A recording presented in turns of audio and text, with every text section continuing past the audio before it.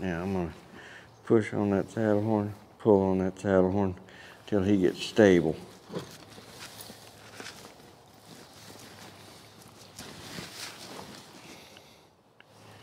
And just stay here a minute. Now we can go. So he started off just rooting on my hands. So I'm gonna just hold that until he quits rooting on my hands. Well.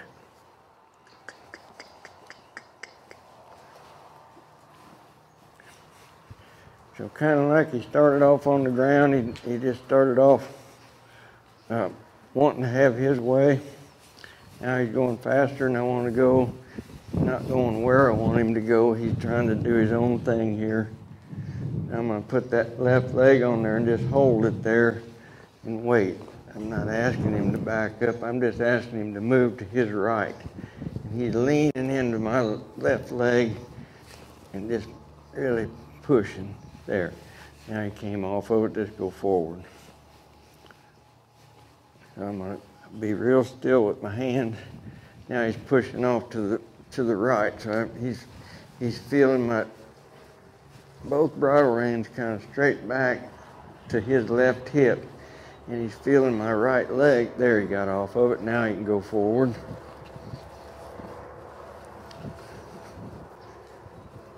So I got that. When I feel his hip come in too much, I'm going to use my right leg just a little bit right here. Now he's moving out, so I use my left leg just to get him back to, there we go.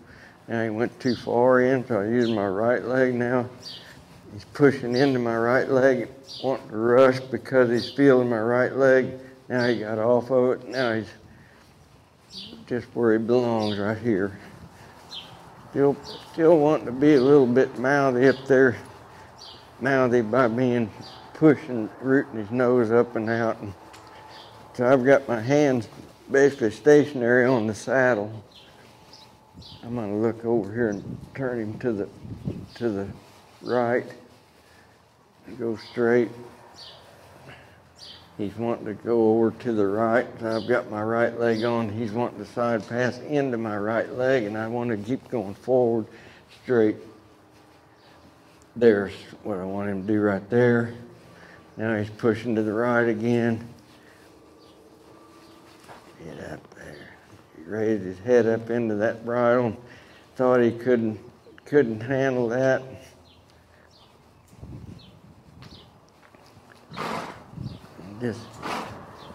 I've got a definite path that I'm looking at to ride on, and when he's on that path, he's feeling complete release from my legs and from the reins.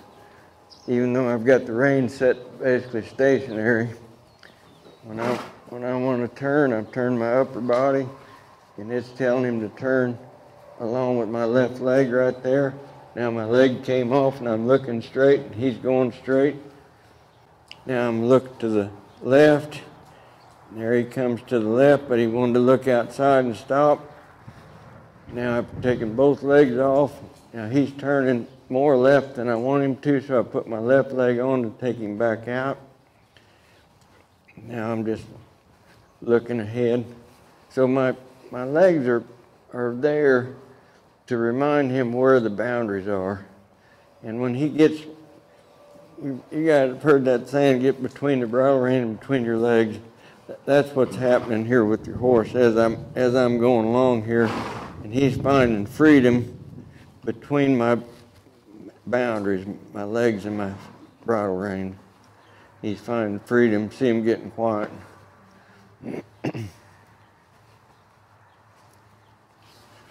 Now I can kind of ease up, let him be okay. Any horse is happier when you got slack in the bridle rein, but he needs to go where you want to go, not where he wants to go. And probably, I don't know, I'd imagine that sometimes it seemed like you and him were just in a fight with one another to get where you wanted to go, and he might have felt like he won that battle a time or two, and now he's back to listening, and I'm just riding one-handed here now, and waiting on him to get a little more. There we go. You can't ever go wrong in looking out where you're wanting to go and just riding to where you're looking. That gives you your timing. If I look at that preferred sign down there and ride towards it, and then when I get up here fairly close, I'll pick a place over there and ride towards it. And I think, you know, really, especially like when you're out trail riding, if you can ride as many straight lines as you possibly can, you know, go straight to a rock and then turn and go straight to a tree. Just pick things like that.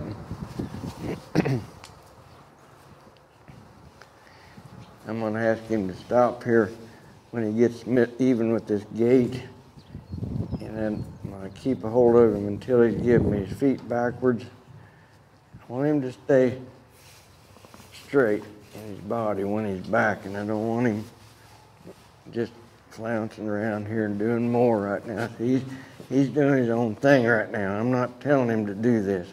All I did was say, back up and move your shoulders here to the left so that you can stay straight. Now back up. Don't bend around over there. Don't want to run into you, Cheryl. And I'm going to just move those feet again. He's stuck right here.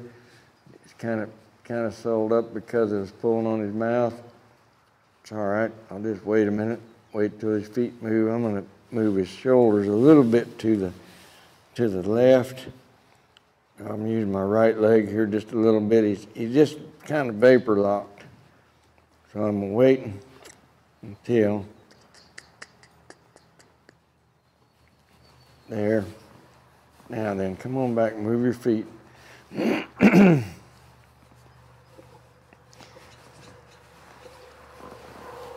reason that backing became an issue for him is because he's doing more than I'm asking him to do, and he's avoiding me. He's avoiding listening to me right here at the moment. It ain't gonna last very long, but that's where now he's listening to me. Now he's right on. Just now he's going right, and I didn't tell him to go right, so he's pushing against that. When they start getting a little bit faster like that, I might have to ease up on my pull so he doesn't get a foot hung and end up coming over backwards. But I'm just waiting until I get a thinking horse underneath me instead of one that's reacting. He's reacting. Move that shoulder over to the right. Get it over there. There. Now he's starting to think. Now he's right. Now he's feeling freedom. I'm going to stop right there a minute and let him think. But I would if he hadn't moved that hind foot. There. Man, he said, I don't know why I can't do whatever I want to do here.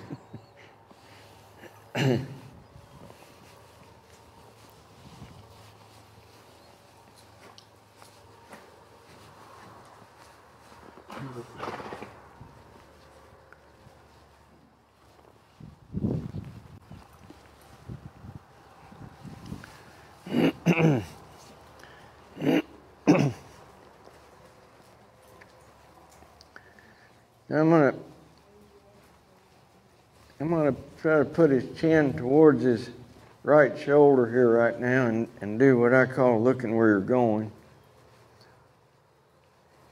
And when he's going along here like this, and he's staying on that arc like he was when we were on the ground, where the head, shoulder, and hips on that line, he's in complete freedom.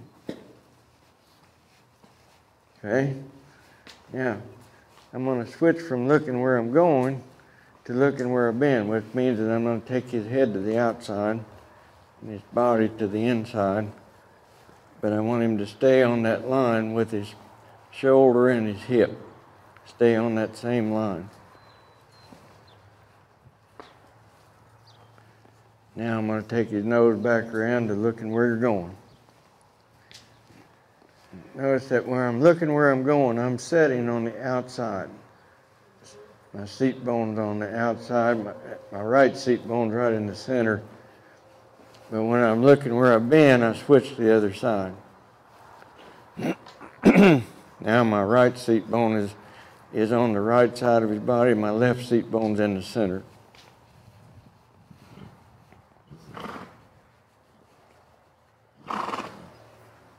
Take him back to looking where he's going.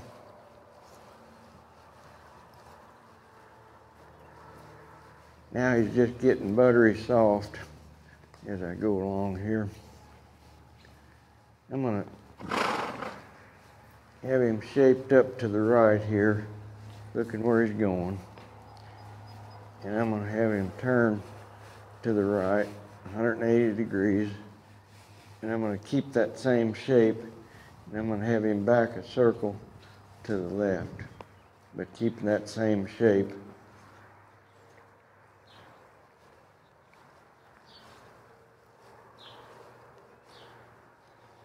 My right leg is creating the circle, bringing his hip and his shoulders.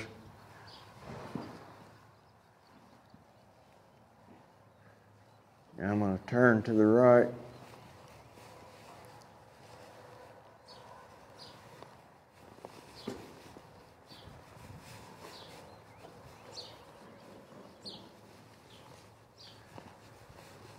Do the same thing going this way. I'm going to look where I'm going, bring his chin to his chest. That shape this way is kind of like a banana this way on that circle.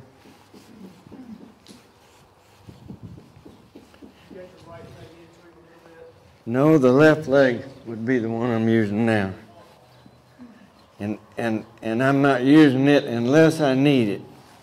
And I would need it if his shoulders would try to come in. Because I kind of got him bent to the left, it's natural for a horse to want to do that. So that's why I need that left leg to get that shoulder back out there on that line. Now when I switch to the looking where you've been, now I'm probably using the right leg. And it's doing the same thing. It's taking that shoulder slightly to the left to go around that corner, around that circle. And looking where I've been. But see now when I'm looking where I'm going, when I'm going to the left, my right hand's in front of my left one. When I'm looking where I've been, that switches. My right hand's behind my left one. Now my right foot and left hand are working together with the shoulder to the left. When I'm looking where I'm going, my right hand and my left foot are working together to take the shoulder to the right. So this, even though I'm just walking a circle, it's a body control issue. I'm going to stop here, keep him shaped up to the left there a little bit. I don't want his hip moving, so he wants to move his hip out of there. I want his hip to stay right there, so I caught him with this foot. Now I'm going to turn to the left. Now I'm going to use my left foot. I've got that same shape. I'm going to use my left foot to back around this circle.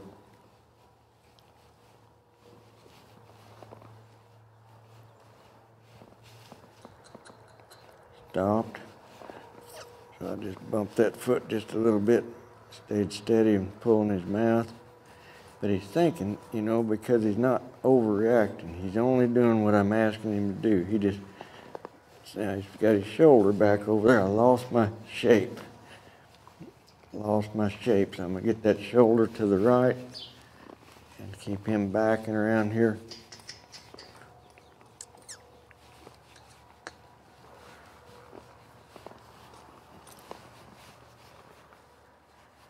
Stuck, vapor locked.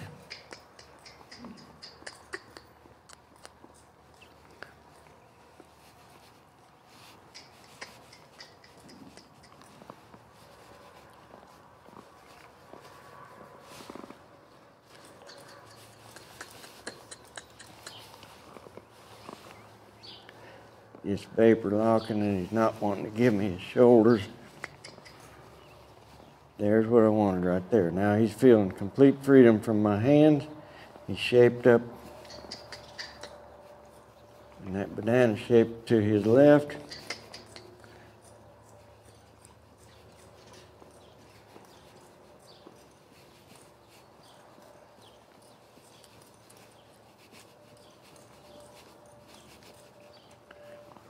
As soon as he started moving, I quit kicking. There, very good. Turn him around to the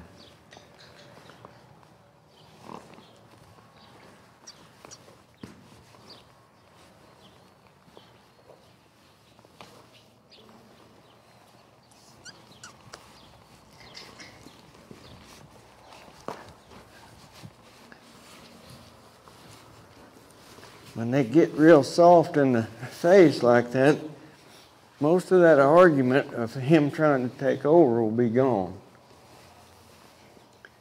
When they get soft, and see that time he, instead of stopping, he grabbed the bit, pushed himself down into my, kind of an attitude wasn't right. So I'm gonna keep a hold of him until the attitude gets right here. When his attitude gets right, then I'm gonna softly turn him loose. So again, just like we were doing on the ground, we're not really working the horse. We're paying attention to the attitude that we've got at any given moment. See what happens when we stop here. Take a hold of him, that's better. Keep a hold of him until he's coming backwards, and then soften up. Let him have a minute right there. I know that's a truckload of information that I just showed you there. And I don't think that that's something that you guys are probably going to want to try to work at too much, but you can do the looking where you're going, and I would recommend that you do this every time you ride. Just look where you're going, and it's going to tell you, because you've got a definite path to go on, a symmetrical circle. Now look halfway around that circle, and keep that horse's head, his shoulder, and his hip on that circle. If you feel him going around like this, that hip's way out, well, he's telling you to use this leg. Get that hip back. If the shoulders try to come in when I use that leg, it's telling me to use the right bridle rein, the right leg until I get that shape, and then we're going to go around here. When he's on that circle, try to not have either leg or either rein on him. Are you still using your seat position and that? Yes, I'm sitting on the outside as I'm coming around. Try to be on the outside of every turn that I make. You know, that gets your weight off of the feet you want him to move. I'm going to go back this way. I'm going to sit on this side.